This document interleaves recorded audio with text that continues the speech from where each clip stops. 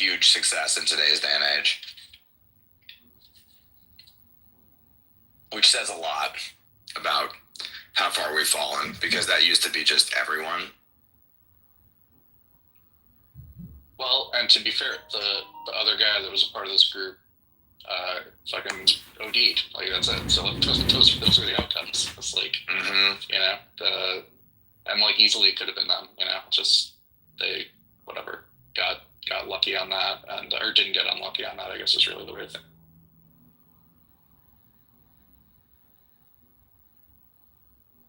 The lower class is always there to like make the middle class feel better about themselves, you know, because it's like, well, at least I'm not that guy. And it's like, yeah, but you could be so much more.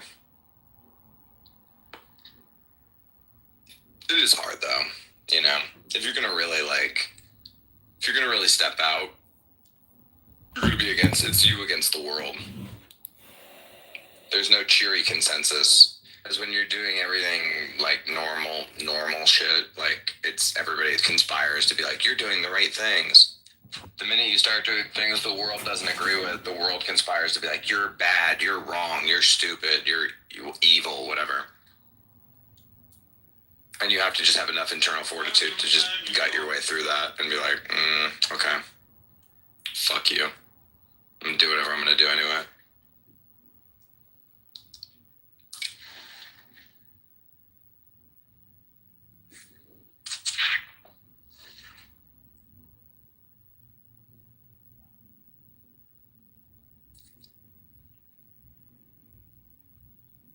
Howl is live. Should we listen to it? Is there going to be anything interesting in it? Well, I wonder why he's live, I guess. Who's live? Powell. Oh, okay. They thought that I was live.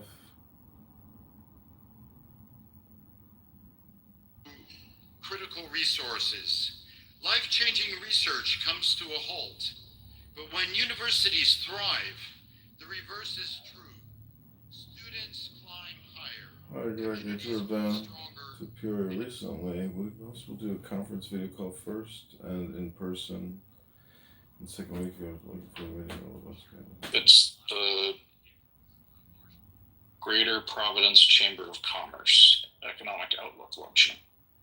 Business investment in equipment and intangibles has picked up from last year's pace, largely reflecting the AI build-out. As noted in the September Beige Book, which I bet you wonder what it is, the September Beige Book, that's a report that gathers qualitative information from across the Federal Reserve System. We'll talk about later. Businesses continue to say that uncertainty is weighing on their outlook. Measures of consumer and business sentiment declined sharply in the spring. They have since moved up, but remain low relative to the start of the year. In the labor market, there has been a marked slowdown in both the supply of and the demand for workers, an unusual and challenging development. In this less dynamic and somewhat softer labor market, the downside risks to employment have risen. The unemployment rate edged up to 4.3% in August, but has remained relatively stable at a low level over the past year. Payroll job gains slowed sharply over summer months as employers added an average of just 29,000 per month over the past 3 months. The recent pace of job creation appears to be running below what we call the break-even rate, that is the rate needed to hold the unemployment rate constant. But a number of other labor market indicators remain broadly stable. For example, the ratio of job openings to unemployment remains near 1, and multiple measures of job openings have been moving roughly sideways, not down, as have initial claims for unemployment insurance. Inflation, meanwhile, has eased significantly from its highs of 2022, but remains somewhat elevated relative to our 2% longer-run goal. The latest available data indicate that total PCE prices rose, that's personal consumption expenditure prices, that's the inflation measure that we follow most closely, rose 2.7% over the 12 months ending in August, up from 2.3% in August 2024. Excluding the volatile food and energy categories, core PCE prices rose 2.9% last month, also higher than a year ago. Goods prices, after falling last year, are driving the pickup inflation. Incoming data and surveys suggest that those price increases largely reflect higher tariffs rather than broader price pressures. Disinflation for services continues, including for housing services. Near-term measures of inflation expectations have moved up on balance over the course of this year on news about tariffs. Beyond the next year or so, however, most measures of longer-term inflation expectations remain consistent with our 2% inflation goal. The overall economic effects of the significant changes in trade, immigration, fiscal, and regulatory policy remain to be seen. A reasonable base case is that the tariff-related effects on inflation will be relatively short-lived, a one-time shift in the price level. Now, a one-time increase does not mean all at once. Tariff increases will likely take some time to work their way through supply chains. As a result, this one-time increase in the price level will likely be spread over several years and show up as somewhat higher inflation during that period. But uncertainty around the path of inflation remains high. We will carefully assess and manage the risk of higher and more persistent inflation. We'll make sure that this one-time increase in prices does not become an ongoing inflation problem. Turning to monetary policy, near-term risks to inflation are tilted to the upside, and risks to employment are tilted to the downside, a challenging situation. Two-sided risks mean that there is no risk-free path. If we ease too aggressively, we could leave the inflation job unfinished and need to reverse course later to fully restore 2% inflation. If we maintain restrictive policy too long, the labor market could soften unnecessarily. When our goals are in tension like this, our framework has long called for us to balance both sides of our own mandate. The increased downside risks Last chance have to shifted pay the balance of before we risks to send the achieve our vote to goals. We therefore collection. judged it appropriate at our last meeting to take another step toward a more neutral policy stance, lowering the target range for the federal funds rate by 25 basis points to 4 to 4.25%. This policy stance, which I personally see as still modestly restrictive, leaves us well positioned to respond to potential economic developments. Our policy is not on a preset course. We will continue to determine the appropriate stance based on the incoming data, the evolving outlook, and the balance of risks. We remain committed to supporting maximum employment and bringing inflation sustainably to our 2% goal. Our success in delivering on these goals matters to all Americans, and we understand that our actions affect communities, families, and businesses across the country. So thank you again for having me here, and I very much look forward to our discussion. Thanks.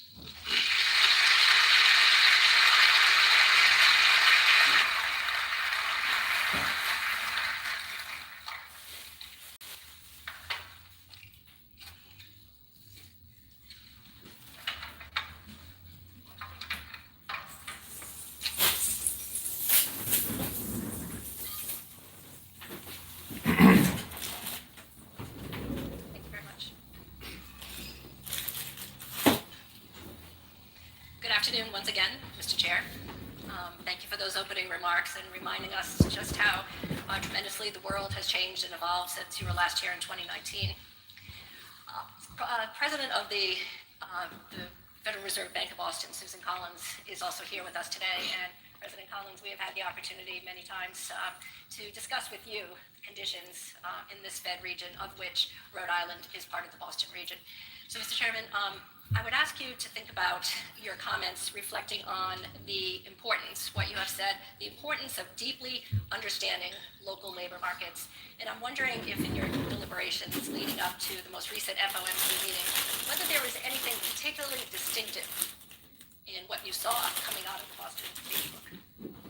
So let me say a word about the Beige Book. So there are 12 reserve banks, as you know, around the country, and each of them has deep ties into not just the business community, but medical community, educational community, nonprofits. And each FOMC cycle, which is sort of 8 of those a year, they do a deep dive and they collect lots and lots of information about the economy. And so, and that information gets collated, put into what we call the Beige Book because it's beige, and we're not that original. And so we get that a couple weeks before each FOMC meeting. And I have to say, I don't know of any source of sort of qualitative information about the economy that even approaches this. It's just a lot of conversation with a lot of people. I personally find it very useful. Sometimes you look at that book and you see significant regional differences, and this is not one of those times. So, for example, the Boston Fed piece in the last Beige Book talked about lots of spending on AI. Well, guess what? That was pretty common across 8 or 9 of the districts. So I would say nothing really jumped out from the Boston piece. But what you saw was all around the country. You saw pretty modest growth, wage and price inflation at modest to moderate levels, the economy growing but not fast, and uncertainty, significant uncertainty about federal public policy is kind of weighing on investments and the decisions about investment and hiring, except in the area of the AI build-out, which is just going really strong pretty much in many parts of the country. So nothing distinctive from the Boston region that would inform your future decision-making looking at the setting of monetary policy?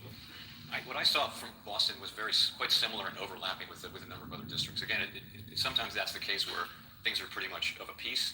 sometimes different regions, particularly if there's a commodity price, then you would see maybe things in the commodity-oriented regions do differently from other regions of the country. Right now, it's much more the same around the country.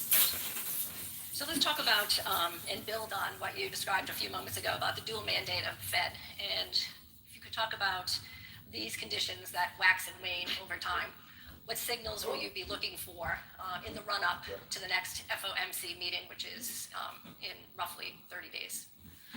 We have two goals, as you mentioned, maximum employment and price stability, and they're equal goals under the law. So almost all the time, they work together. They complement one another. So, for example, when the economy is weak, the unemployment rate might be high and the inflation rate would be low, and that it calls for stimulus from us. And when the economy is really strong, the labor market is tight, that's when inflation will be moving up, and so policy might be a little bit tighter. That's almost always the case. Right now is the quite unusual case where risks to, as I mentioned in my remarks, risks to employment are to the downside and to inflation to the upside. Now, we only have one tool, which is monetary policy, really interest rates, and really it's calling for different answers. So for a long time, we have a document called the Statement on Longer Run Goals and Monetary Policy Strategy. We call it the consensus statement to save time. That says, for a long time, it said that when the two goals are in tension, we'll look at how far each one is from its goal and the time that it's expected to take to get back to that goal. And so we balance the two goals. So what we've done all year, this year, is we've had our policy rate has been tight because inflation has been above our target, but the labor market was very solid. Now, over the last really 4 months, really over the summer, the labor market has softened, payroll jobs have dropped a lot. So we can't really say that anymore. And I think what that told us is that stance of really tight focus on inflation really needs to moderate toward a more balanced approach. And so that's why we took the action we took in our last meeting. As we go to our next meeting, to your question, we'll be asking ourselves, we'll be looking at the data very carefully, labor market data, growth data, inflation data, all the vast quantities of data that we get, and asking ourselves, is our policy in the right place? And if not, we move it there. Some may wonder about the frothiness of the markets reaching record heights and also record valuations. How does the Fed think about that in the equation? Financial markets. So we monitor financial markets very carefully. Our policy works through financial conditions. So that's credit spreads and interest rate levels and equity prices in the aggregate that can affect spending, for example. We look at all of that, but really our focus is on our two goals, and that is maximum employment and price stability. And when we see one of them weakening, we're going to respond appropriately with our tools. And in this case, that meant reducing the federal funds rate by 25 basis points, and we'll see what the future brings, but that's what we do. We look carefully at financial conditions, more from a perspective though of financial stability. So we see that the banks are well capitalized. Actually, in the aggregate, households are in good shape financially. I know people at the bottom end of the income spectrum are under pressure, no question about that, but it's not a time of elevated financial stability risks. So the federal funds rate really governs consumer credit, but not so as it pertains to mortgage rates, correct? That's right.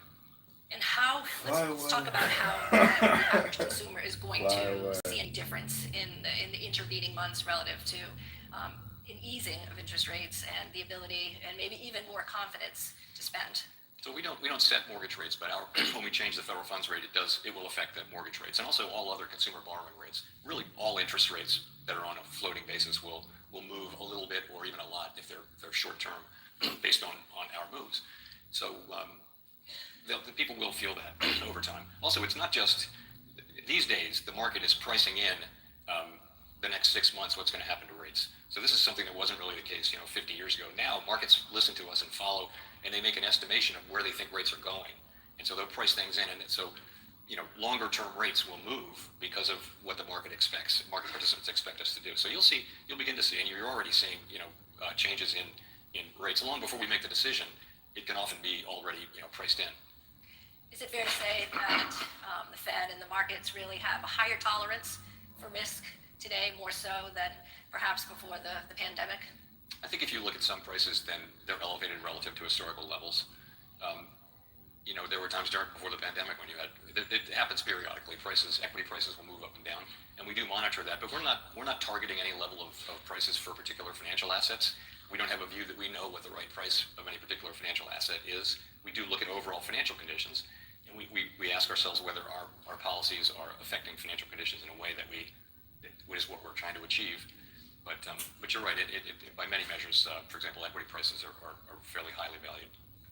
Let's segue to the topic of AI, and largely AI stocks and periphery stocks really driving the markets in many ways.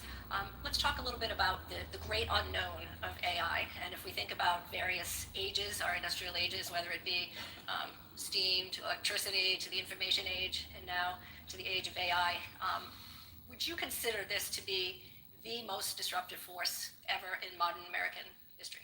I think it's way too early to say that. I wouldn't go that far. I would say clearly generative AI has all the earmarks of emerging technology that could be very important in our economy and in our society. But it's very early to be, to be making that kind of bold statement. So, what we're seeing is companies and institutions like the Fed for that matter, are starting to experiment with what they can, how this new set of tools can be used in our operations. It's very early days on that, and I think we have to wait and see. That's a good thing. I know many of the large financial institutions and other central banks, and we are asking ourselves, how can this help us do our jobs better? And I think it's going to be a period of experimentation over a period of years. And the history is always that there's a lot of fear that technological innovation will eliminate jobs. What has tended to happen in history over time is it just raises productivity and creates new jobs to replace the old jobs. And that happens. And sometimes it can take a long time, but ultimately that has been the pattern for the last couple of hundred years. Is this time going to be different? I just don't think we know yet. I don't think anybody knows. You are a labor market futurist, also a historian, and the concept of AI and humans in the loop, very profound impact on the labor force. What are your thoughts about specifically agentic AI as a differentiator from generative AI, and how will the Fed be looking at the impacts of the workforce, the labor participation rate, given the unknown of what could happen with displacement around AI tools at all ends of the spectrum? Our tools work on demand, basically. Lower interest rates, higher interest rates, they work on demand. When there are structural changes in the economy, there's not a lot that an interest rate change can do for that. And so if you're talking about distributional issues or labor force participation or retraining or any of the things that come to mind in connection with those questions, that's really going to be something for legislators and the private sector. We of course, we have many labor economists, and a good portion of them are studying what the potential effects of AI on the labor force, and many great economists around the country and around the world are publishing on that now. It really is too early to say. I think you can say that some jobs are going to be phased out, some jobs are going to evolve, and people are going to be further trained and that sort of thing, and be able to keep a job like that. And there'll be new jobs that come. And how will that balance work out, and what will be the timing of it? I think it's just quite hard to say. But how does that factor into the deliberations on a near-term basis? Things are moving so quickly, and the observation and the argument that artificial intelligence isn't just impacting those entry-level jobs and those quasi-unskilled jobs, but really tentacles reaching into highly skilled professions, whether it be finance, whether it be communications and media, whether it be healthcare, whether it be law, finance. So all ends of the spectrum, highly educated individuals down to more easily automated tasks. Sort of a really interesting problem for those of you that are studying labor market economics. How do you approach that? Well, a lot of what we're doing with our time is trying to understand the current position of the economy, what's actually going on in the economy today. Pardon me. So part of that is hiring rate has really dropped. Job creation has dropped very sharply. So what are the factors there? So I mentioned earlier, I think part of it just is there's a lot of uncertainty about the direction of public policy, and so companies are holding off. They're not hiring, and when you don't hire through attrition, your labor force shrinks, and you save money that way. That may be a way of passing on tariff costs. It may be something like that. So that's happening. Lots of questions around whether AI is a major factor associated with the relatively low hiring rate for people just graduating from school and just entering the labor market.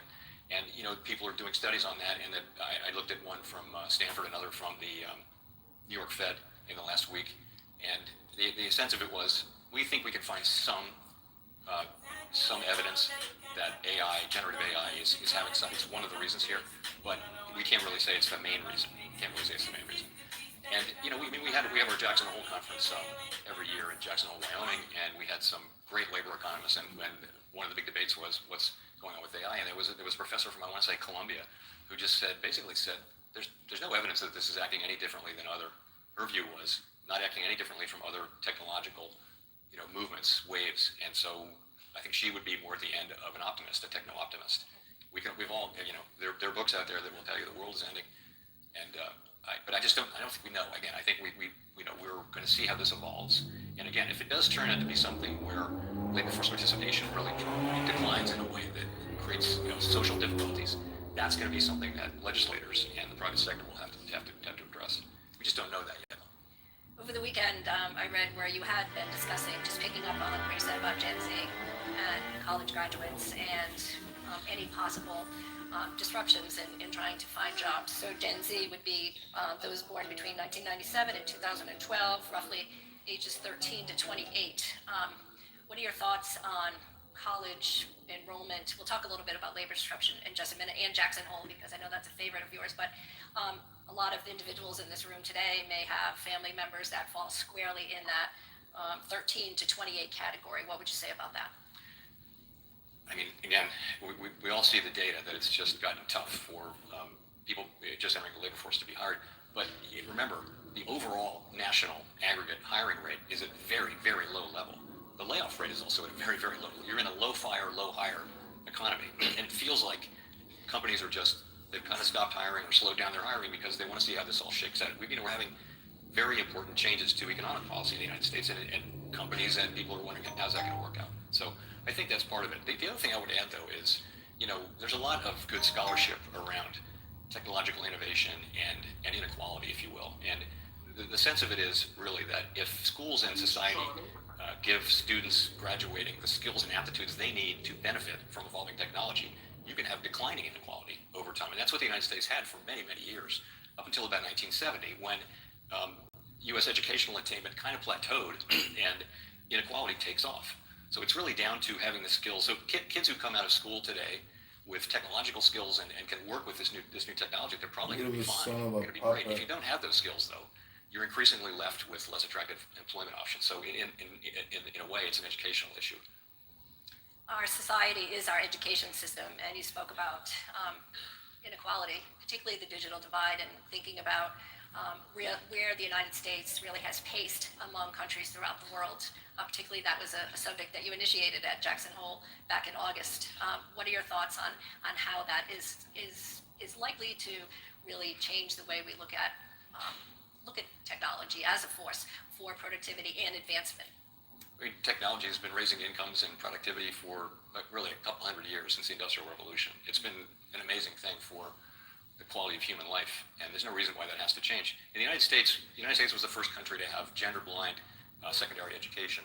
And if you go back, you'll see that there's a great book on this, but just basically the U.S. had fast technological innovation for a century, and also declining inequality because people were coming out and their educational the capabilities they took out of the educational system gave them the ability to benefit from evolving technology. So, and that's really the key, because technology, what it does is it makes us more productive. One summer I worked on a project that was building houses, and I basically had a shovel and I just dug most of the summer. And now that would be a Bobcat, which can do 100 times the work, no blisters, no water breaks. It's just much more productive. And you see housing production's gotten, at least it did get for a while, much more productive, but not so much lately. But that I think is the story. And while U.S. educational attainment, college graduation rates and things like that leveled out, they're still going up.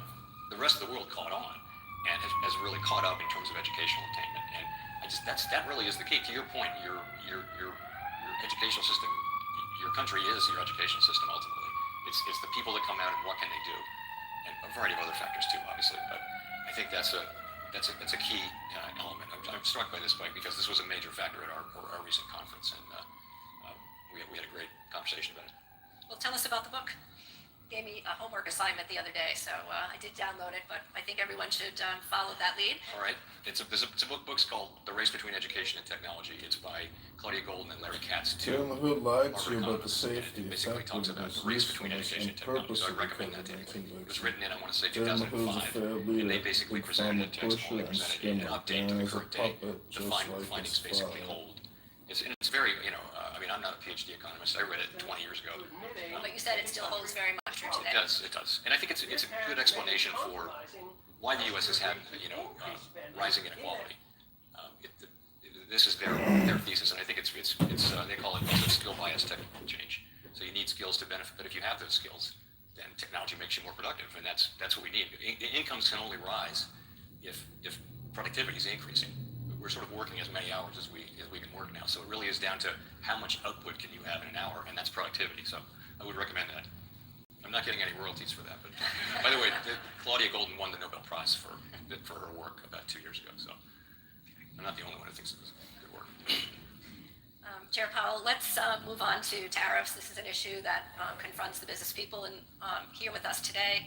You addressed it very briefly in your opening remarks. You indicated that you believe that the costs of the tariff movement is in fact more transitory than embedded in supply chains. So I think we would appreciate hearing more about how the Fed thinks about evolving tariff policy.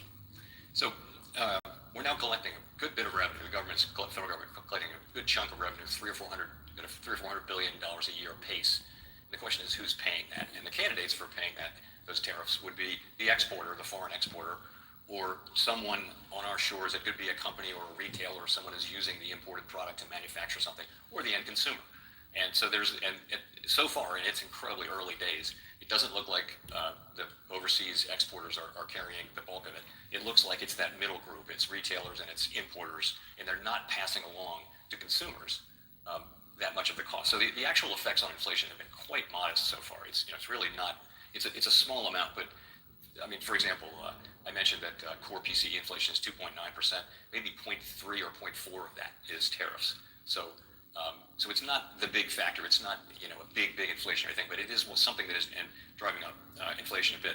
And the question is, are companies then, are they going to eventually be able to pass that stuff through? And then that might drive inflation up a little higher. So we've been watching this since the beginning. Half our mandate is inflation, and I would say that the pass through to consumers has been later and less than we expected. How much of that will continue, I don't know. But the responsible thing from our standpoint was to watch and wait, because it's our job to make sure we don't make a mistake on inflation. Well, that was my question. Do you imagine that is going to change, where the cost of tariffs will be more deeply embedded and passed on to the consumer? What do you foresee as? So our forecast, and I think almost all the forecasts are for there to be a one-time pass-through, which will go through the end of this year, well into next year, and then by the end of next year, the one-time increase from the tariffs will be done, and you'll be back to the non-tariff related inflation, which should be much closer to our 2% goal. That's almost everyone's base case. It's actually our job to make sure that that's the outcome, though. So we can't be in a situation where we're just going to assume that. We can't leave that part of the goal unguarded. And so that's why we've been careful about cutting. We didn't want to cut too early. I mentioned in my remarks, if we cut too early, we may find out in a year that inflation actually wasn't under control and it's back up to 3.5% or 4%. No one thinks this is the base case, but that's the risk of cutting too early or too much. Of course, the risk of cutting too late, as I mentioned, is that we unnecessarily, the labor market weakens unnecessarily. There's no risk-free path, and it's a very difficult policy environment when your two goals are telling you two different things. You've got to make a compromise, and we really, again, haven't been in that situation for many, many years. It does happen, but it's happened now, and we'll manage our way through it. But we sort of have to look at both of them as equal. We can't just say we're going to do this one and not that one, unless this one is clearly a greater risk. And now they're coming into closer balance, I would say. We do see meaningful weakness in the labor market now, very low job creation.